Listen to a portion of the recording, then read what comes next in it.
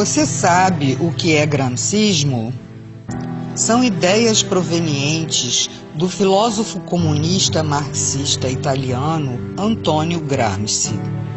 Fundou a tese de que para implementar o socialismo numa sociedade, o melhor caminho é ir alterando aos poucos a estrutura de todas as instituições humanas, incluindo as religiosas, educacionais, morais, culturais, jurídicas, governamentais e midiáticas da mídia.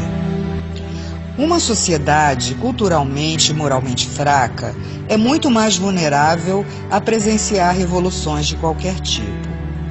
Gramsci postulou o conceito de hegemonia cultural, que é o domínio ideológico de uma classe sobre a outra, trazendo o enfraquecimento do capitalismo, culminando em uma revolução e ditadura comunista.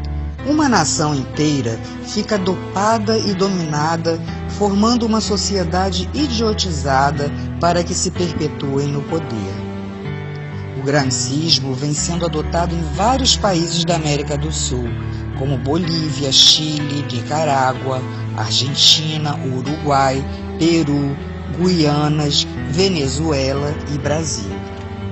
Aqui se tornou mais forte no governo de Fernando Henrique Cardoso, quando este permitiu a criação do Foro de São Paulo, proposto por Lula e Fidel Castro. Essa doutrina está sendo inserida em doses homeopáticas na veia da sociedade, e muitos não acreditam que estejam contaminados. O golpe comunista é feito em etapas. Primeira etapa: um governo populista. Essa fase pode ocupar várias presidências do mesmo partido ou da mesma coalizão. Assistencialismo. Há o aumento de bônus familiares por filhos, grávidas, planos de emergência, bolsas, etc. Objetivo: votos de cabresto na próxima eleição e controle sobre a classe pobre. Inchaço da máquina governamental. Com o aumento de cargos públicos, estimam-se 4 votos do grupo familiar por cada emprego público. Os capitais privados começam a diminuir seus investimentos e seus empregados são absorvidos pelo sistema público. Objetivo: votos de cabresto na próxima eleição. Aumento de salários e aposentadorias, inclusive sem contribuição prévia. Inicialmente, contam com a aprovação da classe trabalhadora e dos sindicatos. Depois, começa a espiral inflacionária que anulará todos os aumentos. O custo de vida dispara e o objetivo é fidelização de eleitores e votos de cabresto na próxima eleição. Meios de comunicação.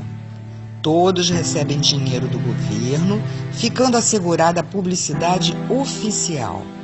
Transmitem notícias distorcidas e com visões que interessam ao sistema para manipular a massa, e depois começa a censura, impedindo totalmente o conhecimento da realidade através, inclusive, do controle da internet, que se tornará interna e restrita.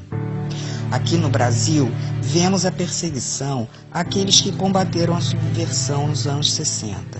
Demonizam as forças armadas, o regime militar, taxando-o de ditadura e outras mentiras, criando uma imagem de inimigo inexistente, porém temido.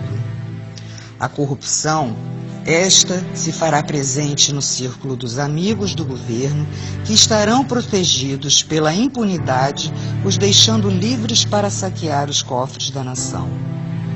Uma outra manobra é promover falsas acusações de discriminação às minorias, como índios, homossexuais, presidiários, drogados, etc.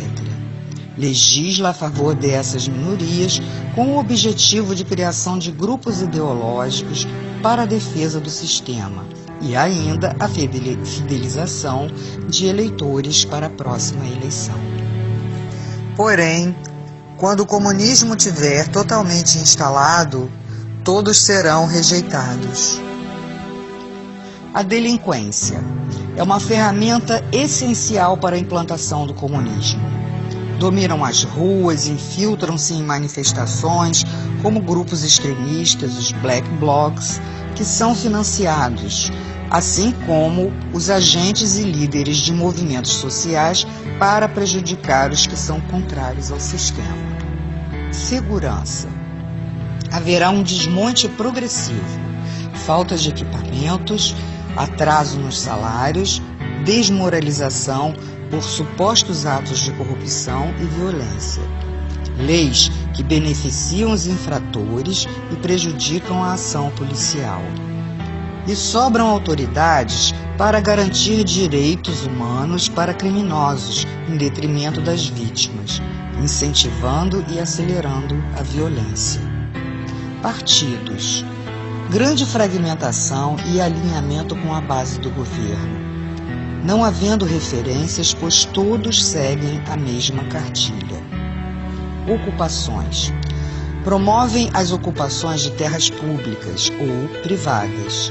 Invasões incentivadas por elementos que se beneficiam com a exploração dos menos favorecidos, cobrando aluguéis.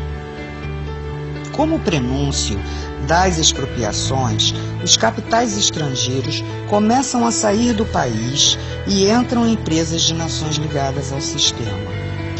A mídia passa a perseguir os empresários nacionais, havendo quebra de muitas empresas e a estatização de outras. Assim, a classe média não consegue se organizar como oposição.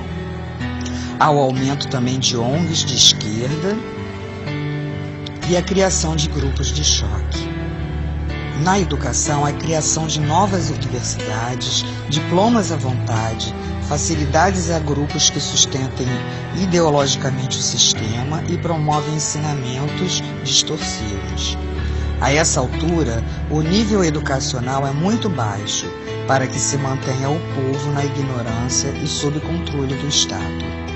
Cria-se a classe braçal do proletariado. Impostos. Oneram os trabalhadores com a alegação de que a finalidade confiscatória é para a redistribuição da riqueza. Porém, serve apenas para manter e financiar as gordas contas do governo, mantendo luxos e ostentações. O narcotráfico. Através dele se dá a deteriorização, principalmente dos jovens. As organizações criminosas movimentam uma grande quantidade, onde o acobertamento se dá, inclusive, no tráfico de armas. Sindicatos. A princípio, formados com o intuito de coibir greves através de acordos com o governo. Posteriormente, os dirigentes não alinhados com o sistema se retiram das centrais sindicais na tentativa de formarem centrais dissidentes, sem a menor possibilidade de êxito. Saúde. Criação do sistema único com crescente diminuição da qualidade e precário atendimento, utilizado pela maior parte da população.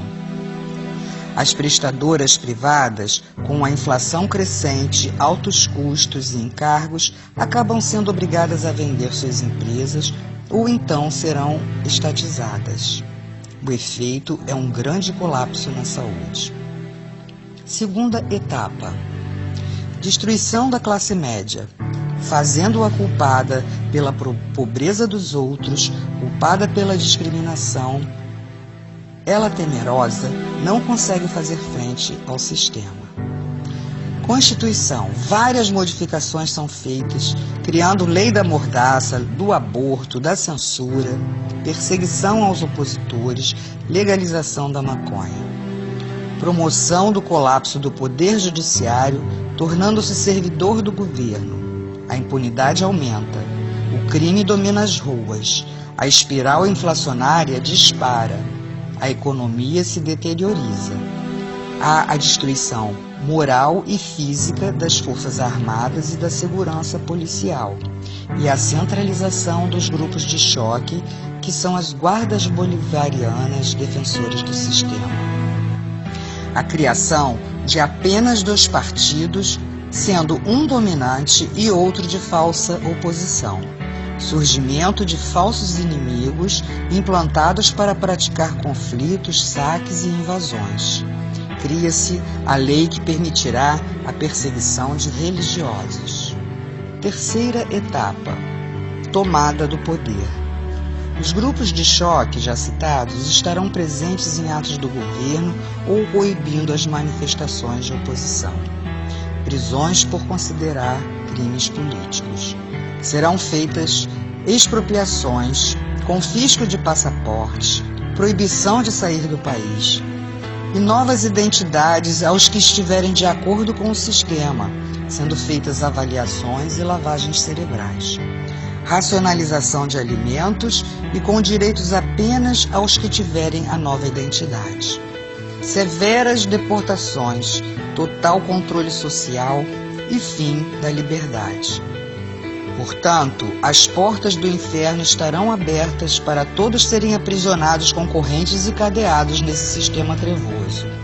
Se não quisermos nos tornar escravos, devemos lutar por todos nós e nossas famílias, pela nossa liberdade enquanto há tempo. Saber o que se passa é um direito de todo cidadão.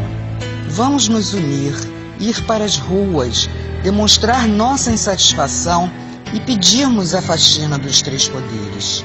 Assim, teremos a chance de voltarmos a ter um país próspero, de luz e de paz. Faça a sua parte.